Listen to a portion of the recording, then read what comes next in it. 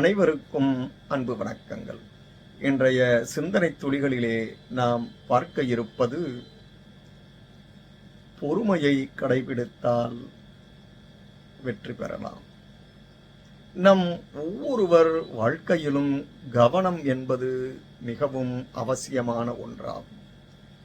கவனம் என்பது வேறொன்றும் இல்லை, நிதானமேயாகும்.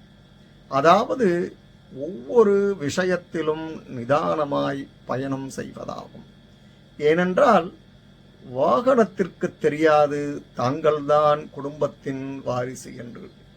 தங்களை முந்திச் செல்ல முற்படும் அந்த நபருக்கு தெரியாது தாங்கள்தான் குடும்பத்தின் இளங்குருத்தென்று.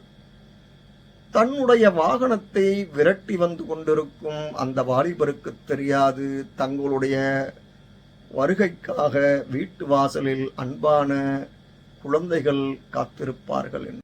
அவ்வளவு ஏன், தங்களுக்கே தெரியாது தங்கள் குடும்பத்திற்கே தாங்கள்தான் உலகம் என்று. எனவே படிகளில் கூட பார்த்து இறங்குங்கள்.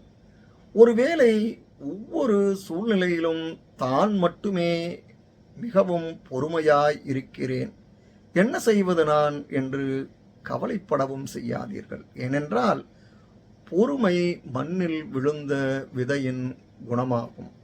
அந்த விதைதான் எதிர்காலத்தில் பலருக்கு நிழலையும் தித்திக்கும் பழங்களையும் கொடுத்திடும் மரமாக ஆக இருக்கின்றது. ஆகவே பொறுமையை கடைபிடித்தால் எப்பொழுதும் உங்கள் வாழ்வில் வெற்றிதான். நன்றி, வணக்கம்.